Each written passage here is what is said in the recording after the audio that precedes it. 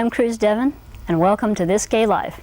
Today's show is called Co-Buying Property, and our guests today are Mike Dobbs and Peggy Hedricks, which is an attorney, and Mike Dobbs is a realtor. But I'm going to let them kind of introduce themselves to you. First you, Mike. Hi, I'm Mike Dobbs. I'm a realtor with Carroll Jones Realtors, and I also have a construction company which goes by the name of Michael Dobbs Homes Limited, and I build homes here in Springfield. Great.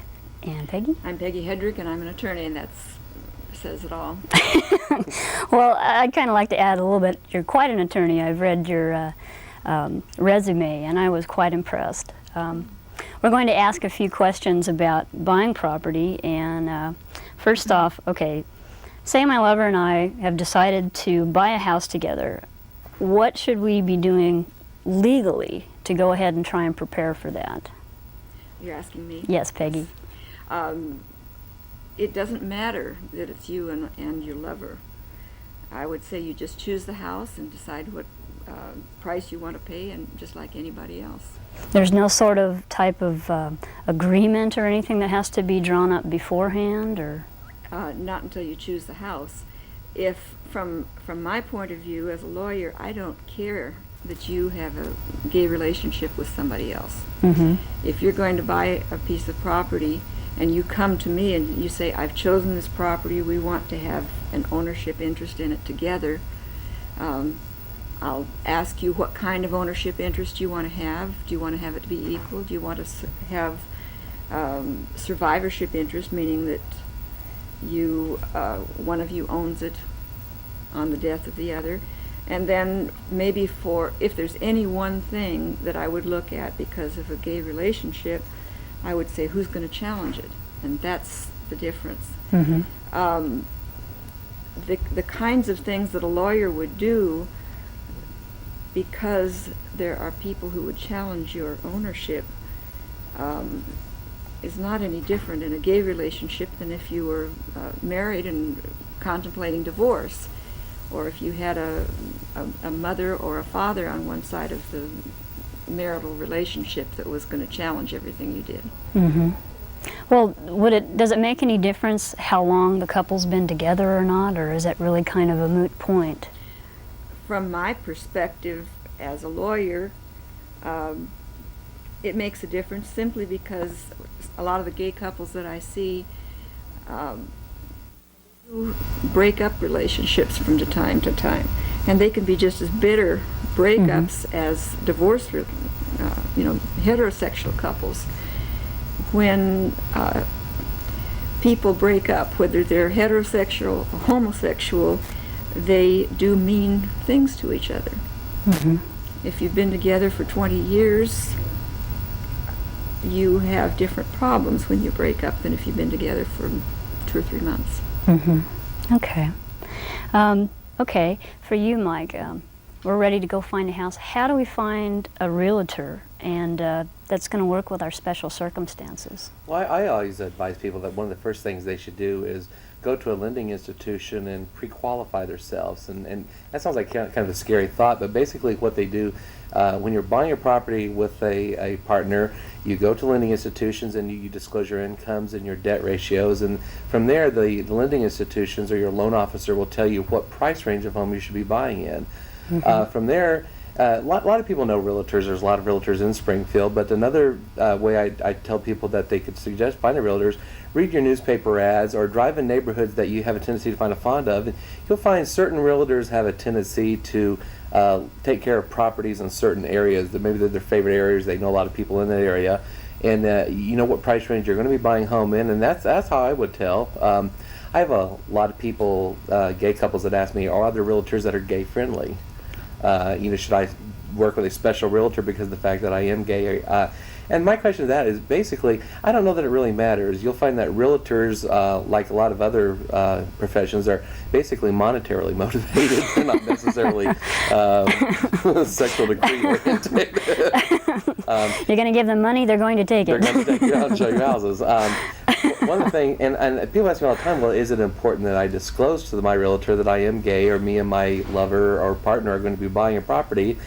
And my thought of that has always been, well, you don't have a man and a woman coming into you and say, hi, we're heterosexual, we're buying a home together. I don't feel that that's really that necessary of a point, unless you just feel like you want to discuss that with the realtor, because most realtors have a tendency not to want to get involved in your personal life because they're going to be so involved in your financial life. So I never have really found that to be much of an issue with the realtors, and I've been in real estate for 15 years and have never found a real problem with that. Okay, well, say you find somebody in the paper. What kind of questions should you be asking the realtor to find out if it's going to be a copacetic relationship? I often suggest to people that they might ask, what are your feelings about dealing with people of different persuasions, whether it be sexual persuasion, religious persuasion, color. By law, the realtor cannot discriminate, but yet, let's face it, there are prejudices in everybody. So that is a question that you don't necessarily have to say, hi, I'm gay, I would like to buy a house, will you work with me? I think there's probably a little more diplomatic question, is that's, what are your feelings about working with gay individuals? And I think that's a fair question to ask, and I think people will be very surprised what the answers they're going to get. Well, what other questions? I mean, if you find somebody at the newspaper, very likely you're not going to know this person from Moses. No, not at all. Or you need to ask certain questions so at least you feel at ease. And what are some intelligent questions for the... one of the questions I would probably ask a realtor is such a question as, we and my partner have decided that we're going to buy a home together. We have been pre-qualified at a banking institution, or can you help us pre-qualify? And based on that, are there areas that you think that we would feel comfortable living in? I get that question asked a lot when I work with gay individuals. Are there certain areas of town I should live in? Am I going to meld in here or there? Which it's kind of common. I think you run into a little bit of reverse prejudice there that kind of goes on. But that's a question that you might ask a realtor. Another question is, you need to kind of discuss with them your personal life to a certain extent of how long do you plan on being in this property? Is this a property you're going to buy and they're going to carry out in a pine box in, or is this a move-up home? Are you going to buy the home, do some remodeling, and hope to sell it for a profit? So those are the kind of questions, more so than your individual lifestyle, like, well, we're so in love and we want to buy this house. They're not really interested in hearing that. They're going to be more interested in hearing is, what are your immediate plans? What are your 3 to 5 to 10 year plans with that home? And those are the kind of questions that you need to ask a realtor, because that will better help them zero in on the type of property you might very well be involved in. The realtors mostly are going to be involved with the potential resale.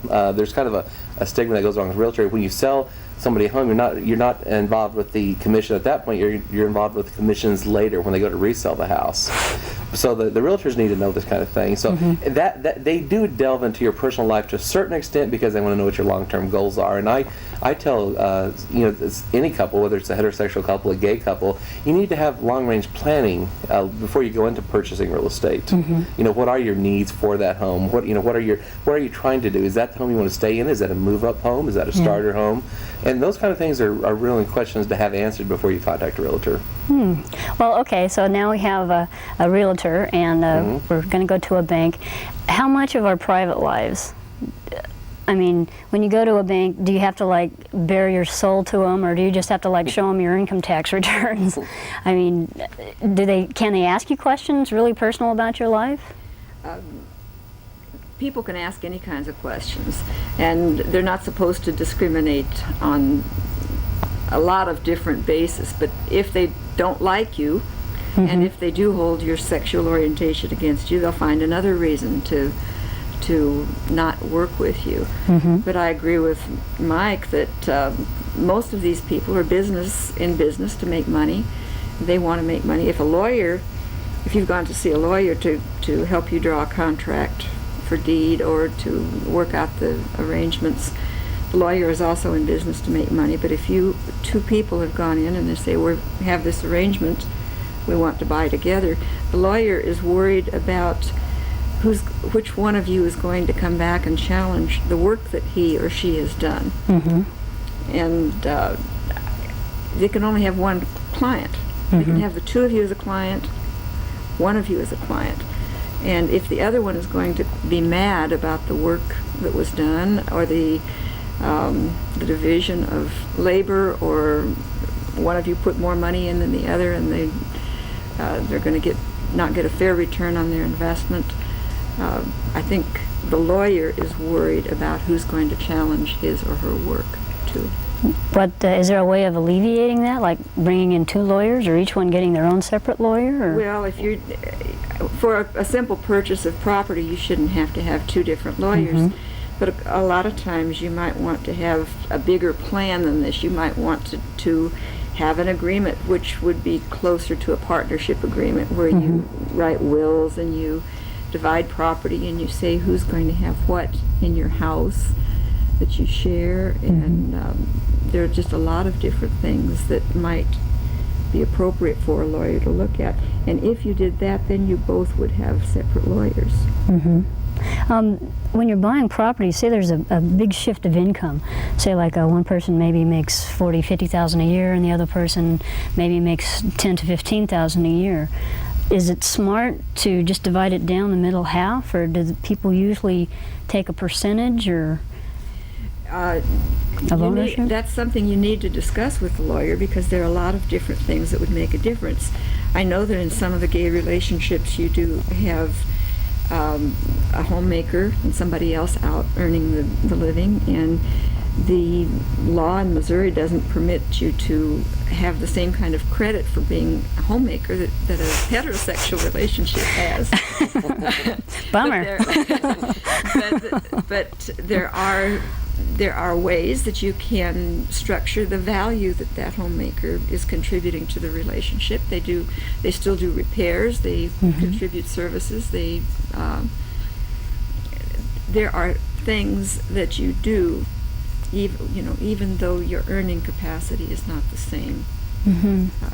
But you need to talk about your specific situation with that lawyer. Well, like, okay, you were saying something that in case of death, is there any real way to guarantee that the other person will maintain the house and that family can't contest? Anybody can contest anything. Oh, okay. You don't have to have a valid reason for contesting, but there are ways to make it less profitable to contest. And you can make it more expensive for the family to contest your plan, whatever that plan is. And every situation is different. But that's why I said it when I started out. A lawyer would need to know who's going to challenge it and what they're going to challenge it for. They're not going to come in and challenge it and say that purchase of property is invalid because they had a gay relationship. That's not a good challenge. When you're buying property, everything is black and white. It all has to be represented by paperwork and signatures and notaries and loans and realtor involvement, and it's all on paper. And you don't challenge it because there was a gay relationship. You might challenge it because one partner had undue influence on the other.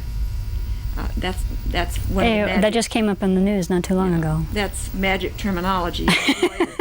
Lawyerese. But you don't come and challenge because the relationship is not heterosexual. You challenge for some other reason, and that can only be suggested by talking in detail about your particular life situation with the lawyer that you choose. Well, when somebody's looking for a lawyer, what are some good questions that they should ask or be prepared to answer when finding a lawyer? I've got a house, I'm ready to buy, and this is where the money's coming from, and these are the So names pretty we want to basic. have on it. This is the names we want to have on it, and we want to be able to have the other one own it if something happens to them, and this is what happens if we break up our relationship.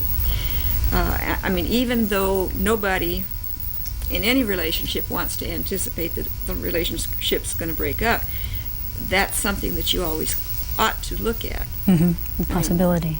The possibility of breaking up a relationship.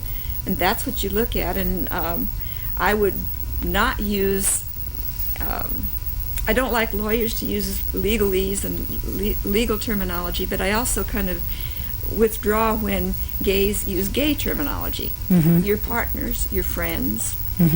My friend and I are buying the house together. What kind of friend?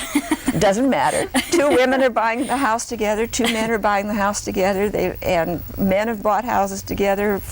That the sexual orientation has nothing to do with the business purchase.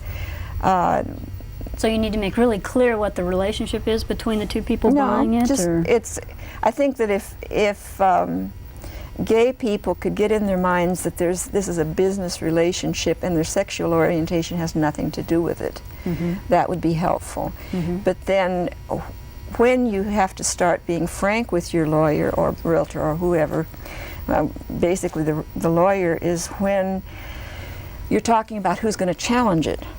If you've got a sister who just really can't accept your relationship with your partner, you need to tell the lawyer, I've got this sister and she's going to make trouble. She'll do it however she, whatever way she can. And then the lawyer knows the questions to ask to say, okay, now, Okay.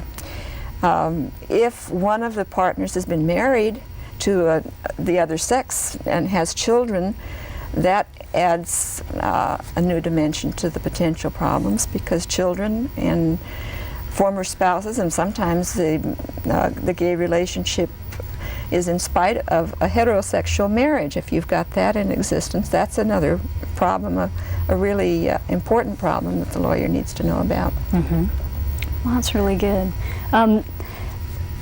I would imagine, like what you said, that every situation is different. And I guess one of the things I would really like to say is that I guess you really don't have to be so afraid of your lawyer or your realtor in fear that for some reason they're going to find something out that you don't want them to find out. I think it's probably more likely that they're there to help you, and they will help you in any capacity that they can, because it is a business relationship.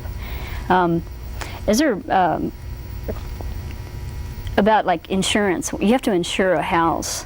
Is there usually any problems insuring because a couple is gay? Mike, do you No, know absolutely not. The insurance companies, once again, that's another profit-motivated business, and there's no reason ever that I could ever see to disclose to an insurance company that you are in a gay relationship.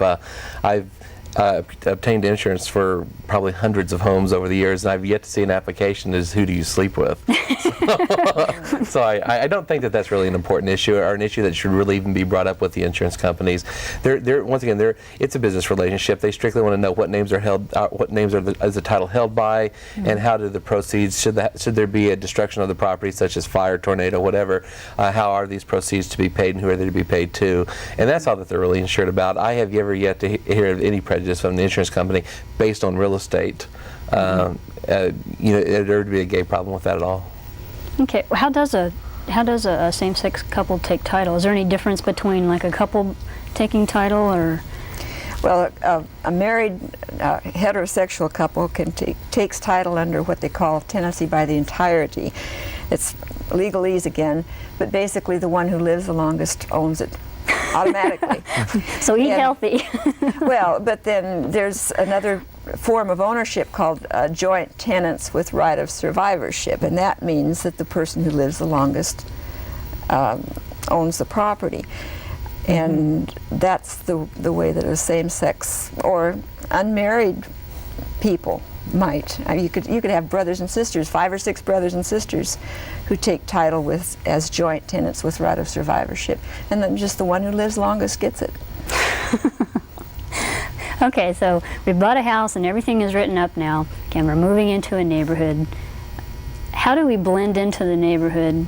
I mean, a lot of neighborhoods have certain, what do you call it, the standards. Right. How does one become part of the neighborhood?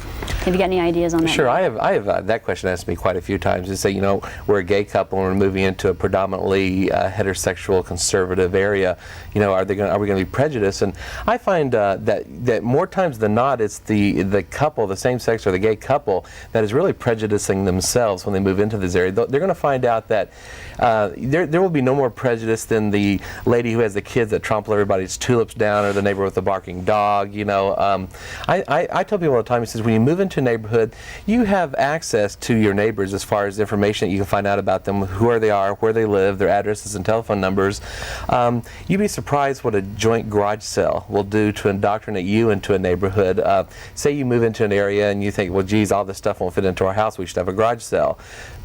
But how do we break the ice? How do we get our neighbors to accept the fact that maybe we are a gay couple buying a house? Well, I say send out a little information card saying, me and my partner are having a garage sale. We'd love to meet you and come and join in on the festivities. Make it fun. Find some way to break the ice, and for the people to find out that they shouldn't be alarmed about your sexual orientation, that you're individuals just like anybody else, and that you're there to make it a better place to live. And I think you'll find out that very few heterosexual couples will go to that extent to indoctrinate themselves into neighborhoods. So I think if you'll just do those little bitty things, meet your neighbors, write them a letter. Once again, don't talk in the quote-unquote gay language. They're not going to understand me and my lover, or this kind of thing. You would maybe address it as, me and my partner have recently purchased a house at this address, and we would like to get to know you. We're home's usually between these hours. Please drop by for a cup of coffee or a cocktail. You'd be surprised with a little letter like that received in the mail how those barriers will melt down really quickly, and it's a very good way of indoctrinating yourself in the neighborhood. And then you've always got the circumstances. Say you've bought in a house, the neighbor's house right next door to you, you're in close proximity, it comes up for sale, and then another couple or another family buys the house. Oh my gosh, what if they don't like us because we're gay? There's a surefire way to handle that too, is take over a care pack when you see the moving truck moving in the driveway. Me and my partner Jack would like to welcome you to the neighborhood. Hope looking forward to meeting you and your family. A little box of cookies or a little tray of cold meats or something like that just instantly breaks those barriers down, and you'll find total acceptance just about everywhere you live. Well, that sounds like just basic community That's effort. basic community efforts, and you'd be surprised how any of those barriers, whether you're gay, you're Jewish, you're black, any of the minority barriers, will soon come down when people in the neighborhood found out that you really want to meld into their neighborhood and make it a better place for everybody to live. So I think lots of times that being gay, or you see these gay couples thinking, oh my gosh, nobody's going to like us because we're gay and we're going to move in here. Well, I call that reverse prejudice, and I think that doesn't really. I've never found that ever to really exist in Springfield. Really? Yeah, we have a lot of diversity in our town here, and I find people to be very acknowledgeable and very accepting of that. But you have to put out a little bit of effort. But it's it's a great payback in the long term if you'll take that little bit of effort when you first move into a neighborhood. Yeah. Well, let me comment first of all. I think partner is gay language. Is it Yeah. really? And if you say, Jack and I want to invite Right. you over, I agree. that is casual residential language. If you say, my partner Jack and I, and you're in a business office, that is Yeah, I okay. agree. But if you Yeah. say my partner Jack and I, In and you're in a residence. residential setting, that's gay language. Yeah.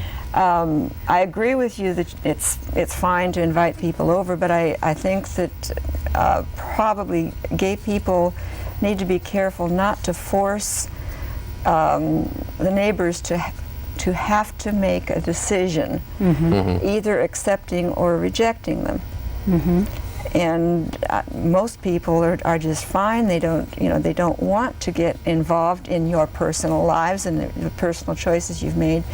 But they're happy to say good morning to you, and they're happy to have their kids play and interact with you and come over and share garage sales and those things. But if you put them in a position where they have to put the seal of approval on your relationship, they might make a decision you don't like. Yeah, there was And- something that was said on an earlier show about you have to give them the time to make up their own minds. And if they decide that they want to accept that, if they want to put the effort out, but that's got to be on their time and on their own time schedule, and you can't hurry that up. And Well, most neighbors don't want to get involved in anybody else's life to the point they have to make a decision as to what they're doing is right or wrong. I had someone tell me the other day that they had a neighbor whose husband was beating her. This was a heterosexual relationship. She came over to the house and asked her to call the police. The neighbor said, okay, I'm going to call the police now, but you're going to leave your husband or I'm not going to do it again. I'm not going to get involved in your relationship unless you make a decision on that. She didn't want to get involved in the relationship. She didn't want to know anything about it at all. yeah, But she's, as far as a neighborhood relationship and casual and friendly, that's fine. But she did not want to make decisions so there are certain limits. on right or wrong, Yeah. on how you live your life. That's good. Well, I'd like to thank you both for being with us. This is wonderful. I mean, there's so many questions. if you're interested in buying a house and you'd like some information from our guests or something, feel free to call them. I believe they're both listed in the phone book. If you have some other questions, can I call you? Sure. Okay. As far as announcements, we really don't have that many right now. There are some things coming up with AIDS Project of the Ozarks. There's also SPLASH, which is coming up, which is Interfaith AIDS Network, and AIDS Projects of the Ozarks. I haven't got the dates in front of me. If you'd like information, those are also listed in the phone book, and you can give them a call. There is one sort of editorial comment I would like to make at this point. There seems to be an excessive amount of wish for my soul to go to the correct place after I die. And I'm really glad that you're concerned about this, but I would like to reassure you that I have my own religion, and I carry on my own beliefs, and thank you very much for your concern. It might be better, though, if you turn that concern on yourself and maybe wonder why there is such an intolerance for someone with different beliefs. Anyway, thanks for that moment. And if you really feel the need to continue calling, well, can you keep your calls down to like under a minute? Thanks. As far as other things going on, we would still need to have somebody help us out with news. And it doesn't take that much time. We have the resources. All you have to do is write down the news on little cards so that we can read them. We would really like to do some news and some events going on in the community, but we have to have some help. There has to be more than just a few people working on this. I mean, even if just one person can volunteer 2 hours a week, only 2 hours a week, and of course it is voluntary, I can't pay you at this point, but if you'd like some information, please give us a call. And if you'd like some information about COHAB or any of the other groups that are in this area, please feel free to go ahead and give us a call.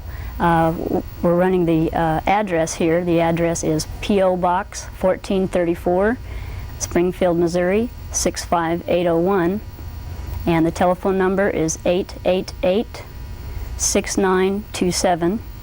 And feel free, even if you just want to give us some input on what you think about the show, or if you have some ideas for other shows that we could possibly put on. If you'd like some information about possibly having this show in your area, if you just happen to see this and you're from out of town, then you can give us a call as well, and we'd be willing to help you get that set up in your area. I'd like to thank my guests once again, Mike Dobbs and Peggy Hedrick. Thank you for joining us, and join us again next week for This Gay Life.